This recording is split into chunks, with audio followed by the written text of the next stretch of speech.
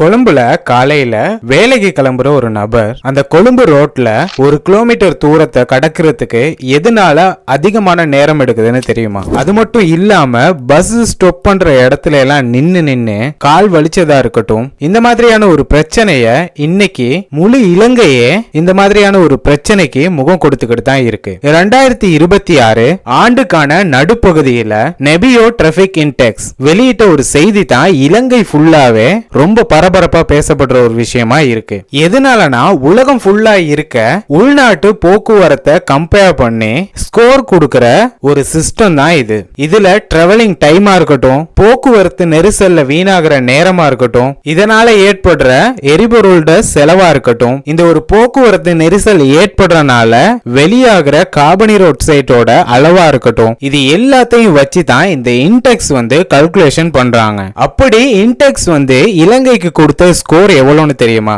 அதை கேட்டா நீங்களே ஆச்சரியப்படுவீங்க. 254.5. இந்த ஒரு ஸ்கோர் ஆசியாவிலேயே நம்பர் 1 ஸ்கோரா இருக்கு. அப்படின்னா ஆசியாவிலேயே முதலாவது வாகன நெரிசல் இருக்கக்கூடிய நாடா இலங்கை இருக்குது. வங்கதேசத்துக்கு 246.2 ஸ்கோரும், ஈரானுக்கு 215.3 ஸ்கோரும், இந்தோனேஷியாவுக்கு 191.1 அப்படின்ற ஸ்கோரும் இந்த ஒரு இன்டெக்ஸ்னால கொடுக்கப்பட்டிருக்கு. இவங்க எல்லாத்தையும் தாண்டி இலங்கை தான் ஆசியாவோடைய நம்பர் 1 டிராபிக் கேபிட்டலாவே இன்னைய நாள்ல இருந்துகிட்டு இருக்கு. உலகளாவிய ரீதியில பார்த்தா இலங்கைக்கு 3வது இடத்தை கொடுத்திருக்காங்க. நைஜீரியா 320.3ல முதலாவது இடத்துல இருக்கு. இந்த டிராபிக் அதிகமா நெரிசல் இருக்க ஏரியாவுல நைஜீரியா தான் முதலாவது இடத்துல இருக்குது. அப்படி இருக்கும்போது நேரடியா 3வது இடத்துல இலங்கை இருக்குது.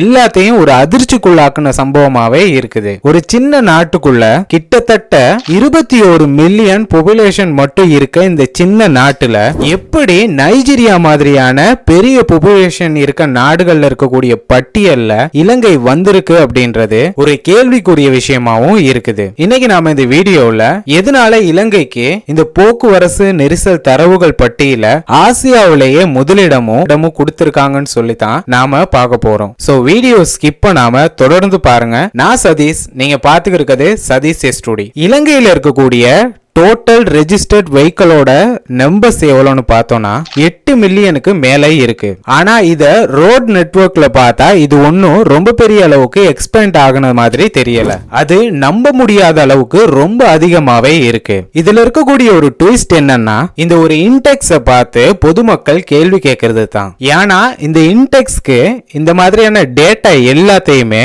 யாரு வேணாலும் ஆன்லைன்ல சப்மிட் பண்ணக்கூடிய மாதிரி தான் இருக்கு. இவங்களோட எக்ஸ்பீரியன்ஸை வச்சு தான் இன்டெக்ஸ் ஒரு கால்குலேஷனே முன்னெடுக்கிறாங்க. அது மட்டும் இல்லாம கிரிட்டிசைசர்ஸ் என்ன சொல்லுறாங்கன்னா, கொழும்பு நகரத்துக்கான ஸ்கோர் கடந்த 5 வருஷத்துல சப்மிட் பண்ணப்பட்ட சில 100 டாக்குமெண்ட்ஸ் வச்சு மட்டும் தான் கால்குலேஷன் பண்ணிருக்காங்கன்னு சொல்லி சில கிரிட்டிசைசர்ஸ் அவங்களோட கருத்துக்களை முன் வச்சுக்கிட்டு தான் இருக்கிறாங்க. அப்படின்னா இந்த இன்டெக்ஸ் வெளியிட்ட இந்த ஒரு புள்ளி விபரம் உண்மையானதா? இது ஒரு எக்ஸாம்பிள் அப்படிங்கறத கிரிட்டிசைசர்ஸ் கேள்வி எழுப்பிக்கிட்டு தான் இருக்கிறாங்க. எப்படி இருந்தாலும் இந்த ஒரு ரேங்கிங்க நாம அப்படியே தள்ளி போட்டுட்டு போக முடியாது. ஏன்னா கொழும்புல இருக்க யாருக்கிட்ட கேட்டாலும் இந்த டிராபிக் ஜாம் பத்தின ஒரு கம்ப்ளைண்ட காமனா எல்லாமே சொல்லுவாங்க.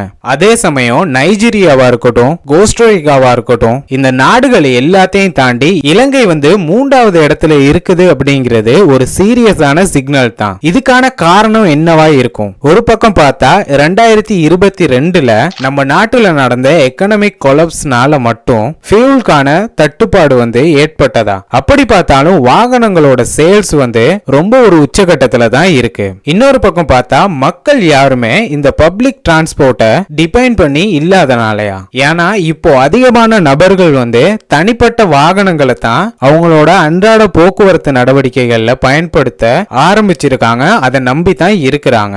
இல்லனா கொழும்பு மாதிரியான நகரங்களோட சிட்டி பிளானிங்கா இருக்கட்டும், ப்ராப்பரான பப்ளிக் டிரான்ஸ்போர்ட் நெட்வொர்க் சரியா இல்லையோ அப்படின்ற ஒரு கேள்வியும் இந்த இடத்துல உருவாகுது. இந்த ஒரு டேட்டாவுக்கு பின்னாடி இருக்கிறது எல்லாமே உண்மையான மனிதர்களோட கஷ்டமா தான் இருக்கு. காலையில 6 மணிக்கு வேலைக்கு கிளம்புற ஒரு நபரோட வாழ்க்கையை பத்தி கொஞ்சம் யோசிச்சு பாருங்க. ரோட்டுல 2 மணி நேரம் சும்மா வீணாகுது. அந்த வீணாகிற 2 மணி நேரத்துல அவங்க ஃபேமிலி கூட ரொம்ப சந்தோஷமா அந்த டைமை கழிக்கலாம். அப்படி இல்லைன்னா அந்த 2 மணி நேரத்துல அவங்களுக்கான ரெஸ்டையும் எடுத்துக்கலாம். இது எல்லாமே இந்த ஒரு டிராபிக்னால இல்லாம போகுது. அது மட்டும் இல்லாம எரிபொருளுக்கான செலவும் அதிகரிக்குது, அதோட ஸ்ட்ரெஸ் லெவலும் அதிகரிக்குது. இது எல்லாமே ஒரு தனிப்பட்ட நபருக்கு ஏற்படுற ஒரு சைலண்டான நெருக்கடி தான். யாருமே ரொம்ப பெரிய அளவுக்கு பேசாத ஒரு டெய்லி சஃபரிங் தான் இது. இந்த ஒரு ரேங்கிங்கை நாம ஒரு ஜோக்கான விஷயமா நாம எடுத்துக்கலாம். ஆனா உண்மையாலுமே பார்த்தா இது ஒரு நாட்டோட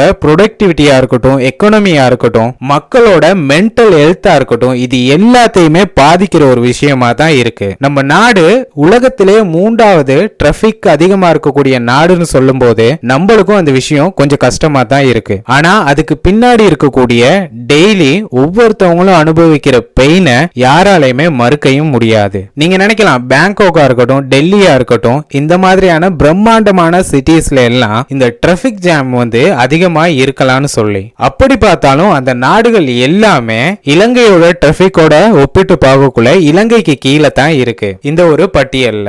இன்னொரு ட்விஸ்ட் என்னன்னா, இந்த இன்டெக்ஸ சில பேர் சொல்றாங்க இது ஒன்னும் அதிகாரப்பூர்வமான தகவல் இல்லைன்னு சொல்லி. ஏன்னா இந்த ஒரு விஷயம் வந்து மக்களோட பிஹேவியரை ஃபுல்லாவே ரிஃப்ளெக்ட் பண்ற மாதிரியான ஒரு விஷயமா இருக்கிறதுனால, அப்படின்னா டிராபிக் ரூல்ஸை ஃபாலோ பண்றதா இருக்கட்டும், லைன்ல டிசிப்ளினா இருக்கதா இருக்கட்டும், இது எல்லாம் குறைவா இருந்தா கூட கொஞ்சம் வெஹிக்கிள் இருந்தாலும் அது ரொம்ப பெரிய வாகன நெரிசலை உருவாக்கி விட்டுடும். அடுத்த ஷாக்கிங்கான ஃபேக்ட் என்னன்னா, இலங்கையோட பாப்புலேஷன் வெறும் 21 மில்லியன் தான். இந்தியா, இந்தோனேஷியா மாதிரியான நூற்றுக்கணக்கான மில்லியன் பாப்புலேஷன் இருக்க நாடுகள் எல்லாத்தையும் தாண்டி இந்த ஒரு சின்ன நாடு டிராபிக்ல இவ்வளவு பெரிய உயரத்துல இருக்கிறது எதிர்பார்த்ததுக்கு மாறா நடக்கிற ஒரு விஷயமா இருக்கு. இந்த ஒரு ரேங்கிங் எல்லாம் வெளியே வந்ததுக்கு பிறகு இலங்கையில இது பத்தின டிஸ்கஷன் ரொம்ப பெரிய அளவுக்கு இருக்குது. அரசாங்கம் இன்னும் நிறைய ஹைவேஸ உருவாக்கணும்னு சொல்லியும், அண்டர் கிரவுண்ட் ரோட்வேஸ உருவாக்கணும்னு சொல்லியும், கொழும்புக்கு வெளியே சிட்டிஸை டெவலப் பண்ணி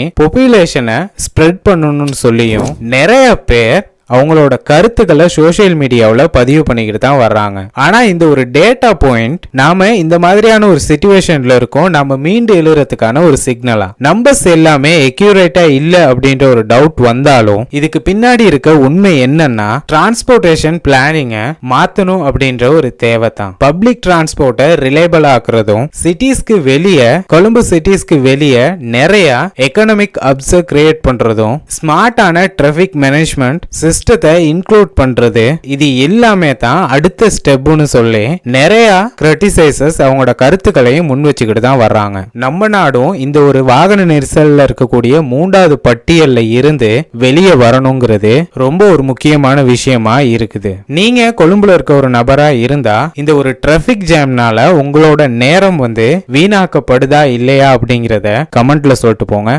மறக்காம நம்ம சதீஷ் எஸ்டூடி சேனலையும் சப்ஸ்கிரைப் அண்ட் ஃபாலோ பண்ணி வச்சுக்கோங்க. அப்பதான் நான் அடுத்து போடுற வீடியோஸ் உங்களுக்கு வந்து சேரும். தேங்க்யூ ஃபார் வாட்சிங். இன்னொரு வீடியோல பார்க்கலாம்.